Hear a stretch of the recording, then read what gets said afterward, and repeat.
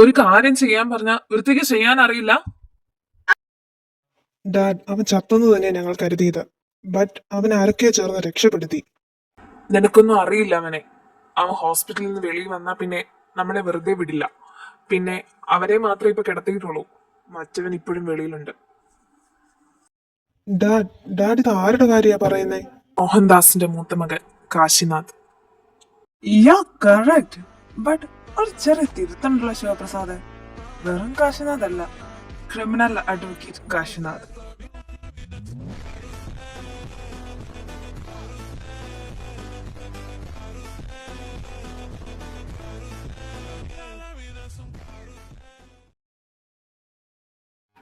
നീയോ? നീ എന്താ ഇവിടെ? എങ്ങനെ വരാതിരിക്കും? എന്റെ ബ്രദറിനെ നിങ്ങളല്ലേ ഹോസ്പിറ്റലാക്കി. മര്യാദക്ക് കേസും വാദിച്ചിരുന്ന എന്നെ വരുത്തിയതും പോരാ, എന്നിട്ടാണോ ചോദിക്കുന്നത്? നിന്ന ചെറുക്കാതെ ഇറങ്ങിപ്പോടാ.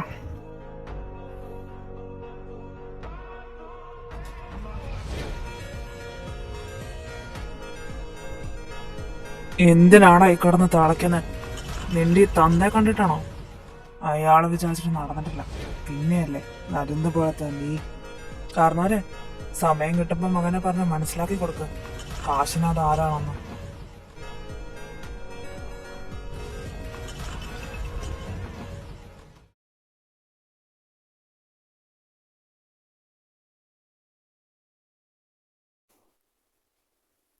എന്താ മോനെ, എന്താ പറ്റിയേ? കുറച്ച് ദിവസമായി ഞാൻ ശ്രദ്ധിക്കുക. എന്താ, എന്തെങ്കിലും പ്രശ്നമുണ്ടോ? അമ്മ, ഞാനൊരു വലിയ തെറ്റ് ചെയ്തു പോയമ്മ. ചെയ്യാത്ത തെറ്റിന് ഞാൻ ഒരു പെണ്ണിനെ ഒരുപാട് വേദനിപ്പിച്ചു. എന്താ നടന്നതെന്ന് അമ്മ മോനോട് ചോദിക്കുന്നില്ല. പക്ഷേ എൻ്റെ മോൻ കാരണം ഒരിക്കലും ഒരാൾ പോലും വേദനിക്കാൻ ഇടവരരുത്.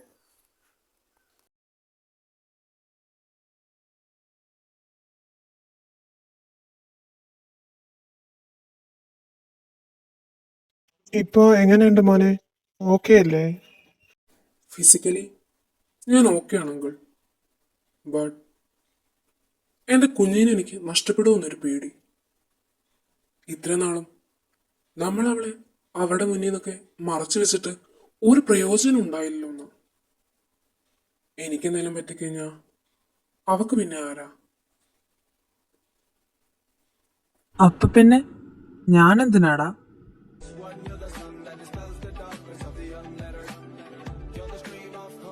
നീ ഇതൊക്കെ വന്നടാ? മോനെ കിച്ചു, നീ എപ്പോഴാടാ വന്നേ? വരന്റെ ടൈം ആണെന്ന് തോന്നി ഞാൻ അങ്ങ് എൻട്രി ആയി. നിനക്കിപ്പോ എങ്ങനെയുണ്ടടാ? പിന്നെ കൈയും കാലും ഒടിഞ്ഞു കിടക്കുമ്പോഴേ നല്ല സുഖമല്ലേ? നീ വിഷമിക്കേണ്ടടാ അളിയാ. നിന്നെ പഞ്ചറാക്കുവന്മാർക്കിട്ട് കൊടുക്കാനുള്ളത് കൊടുത്തിട്ട് തന്നെ ഞാൻ ഇങ്ങോട്ട് വന്നത്. കിച്ചു, നീ അവിടെ പോയിരുന്നോ? ഓ, എന്ത് ചെയ്യാനാ? എന്നെ കാണണമെന്ന് പറഞ്ഞ വാശി പിടിച്ച പോയി കണ്ടല്ലേ മതിയാകോ. അല്ല, എന്റെ കുഞ്ഞെ എവിടെ? ദേ ജിത്തു, ഞാൻ നിന്നോട് അപ്പോഴേ പറഞ്ഞതാ ആവശ്യമില്ലാത്ത പരിപാടിക്ക് പോവല്ലെന്ന്. നിനക്ക് പണ്ടേ ഉള്ള സ്വഭാവമാ എല്ലാം എടുത്തു ചാടി ചെയ്യുന്നത്.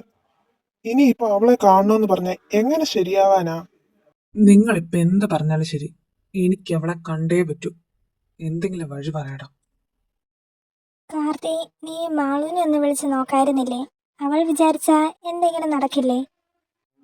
ആ ബെസ്റ്റ്. ഇവിടെ എന്റെ കാര്യം സെറ്റാക്കാൻ നോക്കിയിട്ട് നടക്കുന്നില്ല, പിന്നെയാ അവന്റെ കാര്യം. ലവിന്റെ കാര്യം വരുമ്പോ നമ്മളെല്ലാം തെക്കേടുത്ത തറവാണാണല്ലോ. കഥയിലെ രാജകുമാരനും ഗോപകുമാരിയും ഒന്നാവാൻ ഹൈ ഹൈ ഹൈ. ദേ പെണ്ണെ, മിണ്ടാതിരുന്നില്ലേ വായി വല്ല തുണി തിരികെ വെക്കും ഞാൻ. എടിയുണ്ണി, ആ കോന്തന് നിന്നെ ഇഷ്ടമാ. ഇനി ഇത് പറയേണ്ട താമസം. നിങ്ങൾ രണ്ട് സെറ്റാവും. ഇത് ഞങ്ങളുടെ കാര്യം ഒന്ന് കരക്കടുപ്പിക്കടേ. ആഹാ, വെറുതെ ഒന്നും അല്ലല്ലോ.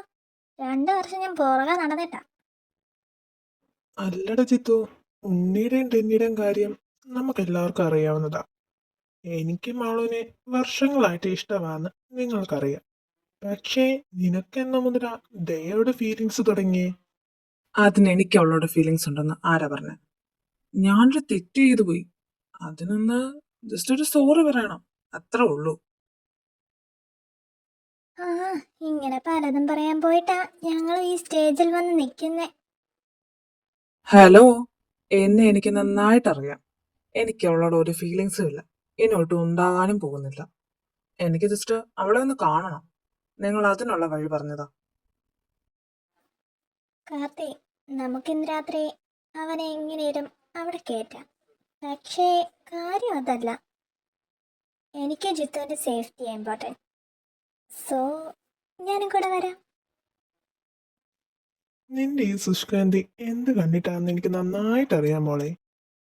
എന്തായാലും രണ്ടുപേരെ തനിച്ച് വിടാൻ പറ്റത്തില്ല. നിങ്ങൾക്ക് എന്തെങ്കിലും പറ്റിയ എനിക്ക് ആരോളെ, അതുകൊണ്ട് ഞാൻ വരാം. ആഹാ, ഈ കാര്യത്തിൽ എന്താ ഒത്തൊരുമ. ഇപ്പൊ ഹൗസ്ഫുള്ളായി.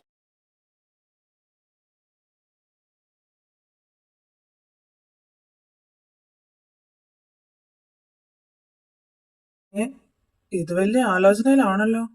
എന്താ പറ്റി? ആരെങ്കിലും വരാന്ന് പറഞ്ഞിട്ടുണ്ടോ?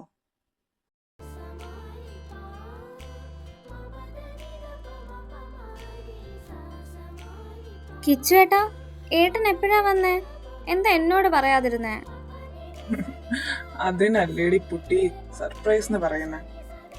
ഒരുപാട് കരഞ്ഞല്ലേ എന്റെ കൊച്ച്. ഞാൻ കിച്ചു ഏട്ടനെ ഒരുപാട് മിസ് ചെയ്തു. ഞാൻ പറ്റുന്നത്ര സ്ട്രോങ് ആയിട്ട് നിൽക്കാൻ നോക്കിയതാ. പക്ഷെ പപ്പേനെയും അമ്മയും പോലെ ഡെന്നിച്ചനെ എനിക്ക് നഷ്ടമാകുമെന്ന് തോന്നിയപ്പോൾ എനിക്ക് കൺട്രോൾ ചെയ്യാൻ പറ്റിയില്ല. അവരെന്നെ ഇവിടുന്ന് കൊണ്ടുപോവാ കിച്ചു ഏട്ടാ.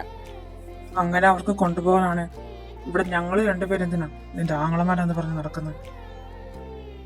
ഞങ്ങളുടെ കുഞ്ഞിനെ ആരും കൊണ്ടുപോകില്ല, അതിന് ഞാൻ സമ്മതിക്കത്തുമില്ല. അല്ല, എന്റെ വായാടി അവിടെ. ഓ, ഞാൻ ഇവിടെയൊക്കെ ഉണ്ട്. ചേട്ടന്റെ അനിയത്തിയുടെയും സ്നേഹം കഴിഞ്ഞിട്ട് വരാന്ന് കരുതി. ഓ, എന്റെ ഞങ്ങൾക്ക് പിന്നോട്ടും കുശുമ്പില്ല. എനിക്ക് നല്ലോണം കുശുമ്പുണ്ട്. എന്റെ കുഞ്ഞോട് അങ്ങനെ കൂടുതലാരും സംസാരിക്കണ്ട. എടി കോപ്പേ, ഞാനും നിന്റെ ആങ്ങളെ അടി. ഓ, എനിക്ക് എന്റെ ഡെന്നിച്ചനുണ്ട്. നിങ്ങളെ വേണേ കുഞ്ഞെടുത്തോട്ടെ.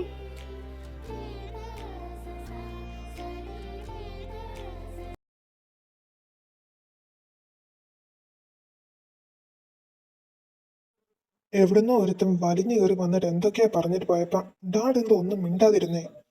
മോനെ രോഹിത്തെ, അവനങ്ങനെ ഏതോ ഒരുത്തനല്ല. ഡെന്നീസിനെക്കാളും നമ്മൾ ഭയക്കേണ്ടത് അവനെയാ.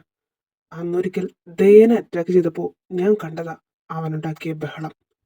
നിന്റെ മുഖത്തെന്താടാ അടികൊണ്ട പാടല്ല? ഓ, അതെന്റെ അപ്പച്ചിയുടെ മകൻ തന്ന സമ്മാനമാ. ആര്? അഭിജിത്തോ? ഓ, വെറും അഭിജിത്ത് അല്ല, the great Varma group of കമ്പനിയുടെ ഒരേ ഒരു അവകാശി അഭിജിത്ത് വർമ്മ. ഒന്നുകൂടെ ക്ലിയർ ആയി പറഞ്ഞ നമ്മുടെ എല്ലാം കാല്. അവനെ സൂക്ഷിക്കണം മോനെ. അവന്റെ അമ്മയ്ക്ക് വേണ്ടിയാ അവൻ അടങ്ങി നിൽക്കുന്നത്. അല്ലെങ്കിൽ എന്നേ നമ്മളെ വേരോടെ പിഴുതെറിഞ്ഞേനെ. അല്ല ഡാഡ്, ഈ ദയ അവളുടെ ഫോട്ടോ വല്ലതും ഉണ്ടോ? ഞാൻ ഇതുവരെ ആളെ കണ്ടിട്ടില്ല. ആ ഉണ്ട്, ഇതാ ഇത് നോക്ക്.